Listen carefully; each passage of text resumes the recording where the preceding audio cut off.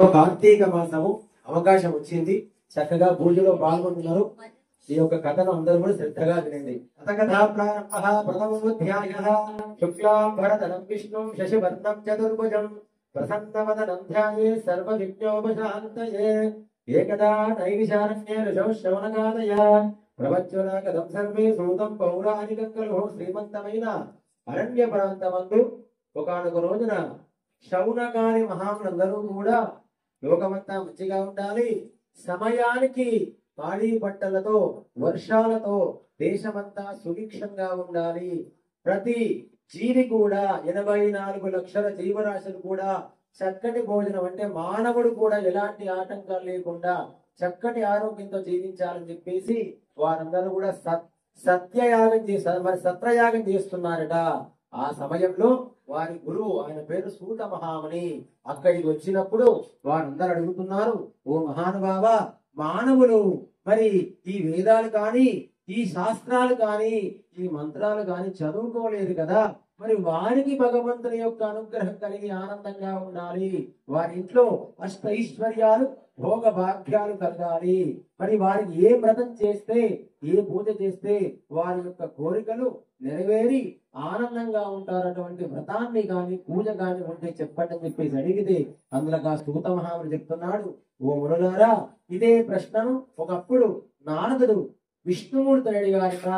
అప్పుడు ఆ స్వామి అఖిలాండకోటి బ్రహ్మాండ నాయకుడు ఈ 14 భువనాలకు అధిపతివైన శ్రీమన్నారాయణ మూర్తి ఏదైతే చెప్పాడో అది నేను నీకు చెప్తా, శ్రద్ధగా వినని చెప్పేసి ప్రారంభం చేస్తూ ఒకానొక రోజున నారద మహాముని ఆయన ఎల్లవేళలా కూడా ఎప్పుడూ కూడా అష్టాక్షరి మంత్రం జపం చేస్తూ పాటగా పాడుకుంటూ తిరుగుతూ ఉంటారట. ఓం నమో నారాయణాయ, ఓం నమో నారాయణాయ. అష్టాక్షరి మంత్రం అనేది ఆ భగవంతునికి ఇష్టమైన మంత్రం అట. ఆ మంత్రాన్ని ఎల్లవేళలా కూడా జపం చేస్తూ పాడుతూ తిరుగుతూ ఒక రోజున భూలోకానికి వచ్చారట. అప్పుడు భూలోకంలో మానవులు అనారోగ్య బాధలతో మనశ్శాంతి లేకుండా ఇబ్బందులు పడుతుంటే, అయ్యో ఈ మానవ జన్మ అత్యంత దుర్లభమైన, ఎంతో పుణ్యం చేసుకుంటే గాని మానవ జన్మ దొరకదు, అలాంటి మానవ జన్మలో మరి భగవంతుని చేరుకోవడానికి ఇదే మార్గం తప్ప మరి వేరే లేదు కదా, ఈ మానవులు ఈ విధంగా కష్టపడుతున్నారు, వీరికి ఏం చేస్తే ఈ కష్టాలు తొలగిపోయి ఆనందంగా ఉంటారని చెప్పేసి ఆలోచించి దీనికి పరిష్కారము ఒక్క శ్రీమన్నారాయణమూర్తి తప్ప మరి ఎవరు చెప్పలేరని చెప్పేసి ఆ భగవంతుడు నివసించు వైకుంఠానికి వెళ్ళారట. అక్కడ వైకుంఠంలో ఆ శ్రీమన్నారాయణమూర్తి ఏ విధంగా ఉన్నారట, తెల్లని శరీర ఛాయ గలవాడు, శంఖము చక్రము గద పద్మము చక్కటి బంగారు కిరీటము పట్టు పీతాంబరం కట్టుకొని లక్ష్మీ సమేతుడే కనబడ్డాడు ఆ స్వామి. ఆ స్వామిని చూడగానే 2 చేతులు జోడించి, అయ్యా మహానుభావ, కేశవ, నారాయణ, మాధవ, నీలమేఘ శ్యామ, పురాణ పురుష, పుండరీకాక్ష అంటూ స్తోత్రం చేశారట. ఆ స్తోత్రాన్ని విన్న విష్ణుమూర్తి నారదుని చూసి అడుగుతున్నాడు, ఓ నారదా, నీకేం కావాలని చెప్పేసి అడిగితే, ఓ స్వామి, ఈ విశ్వానికి నీవే తల్లివి, నీవే తండ్రివి, నీవు తప్ప వేరే దిక్కు ఏమీ లేదు కదా మాకు, కాబట్టి మా యొక్క కష్టాలు తొలగిపోయి మానవుల యొక్క ఇబ్బందులు తొలగిపోయి ఆనందంగా ఉండాలంటే ఏం చెయ్యాలని చెప్పేసి అడిగితే అప్పుడు ఆ శ్రీమన్నారాయణమూర్తి చెప్పిన విషయాన్ని సూత మహాముని చెప్తున్నాడు.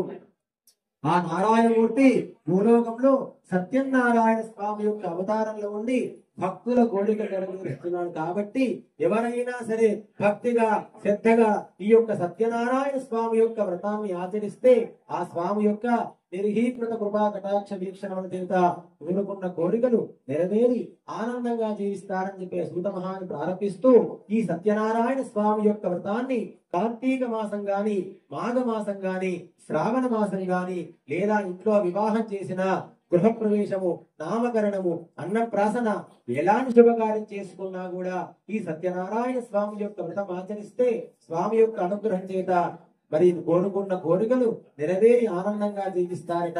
ఈ సత్యనారాయణ స్వామి యొక్క వ్రతం చేసే రోజున ప్రాతకాలమందు లేచి చక్కగా స్నాన సంధ్యానుష్ఠానములు యథాప్రకారం నెరవేర్చుకొని శుచి అయి నిశ్చల భక్తితో, ఓ దేవాదిదేవ శ్రీ సత్యనారాయణ స్వామి, నీ యొక్క అనుగ్రహం కోరుతూ నీ యొక్క వ్రతం చేస్తున్నానయ్యా, నా వల్ల తెలిసి తెలియక ఎలాంటిదైనా తప్పులు జరిగితే అన్యదా భావించకుండా నీ యొక్క ఆశీర్వాదాన్ని మాకిచ్చి మమ్మల్ని, మా పిల్లల్ని, మా కుటుంబాన్ని చల్లగా కాపాడని చెప్పేసి ముందుగా మరి వ్రతం చేసుకునే చోట చక్కగా అలికి ముగ్గు వేసి ఒక వస్త్రం వేసి మధ్యలో బియ్యం పోసి కలశాన్ని పెట్టాలి. కలశం వెండిది గాని రాగిది గాని ఇత్తడిది గాని ఉంచవచ్చు. కొద్దిగా పేదవారైనచో మట్టి పాత్ర అయినా పెట్టి పూజించుకోవచ్చు. భగవంతుడు మట్టి పాత్ర పెట్టాడా బంగారు పాత్ర పెట్టాడా కాదు, ఫలం పుష్పం పత్రం తోయం యోమే భక్త్యా ప్రేర్చిది అని చెప్పేసి నాకు భక్తుడు మరి భక్తిగా ఇచ్చే ఒక్క పండైనా సరే ఆనందంగా స్వీకరిస్తాను, కొద్దిగా నీళ్ళు ఇచ్చినా సరే ఆనందంగా స్వీకరిస్తాను. అంతేగాని భక్తి శ్రద్ధ విశ్వాసం లేకుండా నువ్వు ఎన్ని రకాల పండ్లు పూలు తెచ్చినా కూడా స్వీకరించను.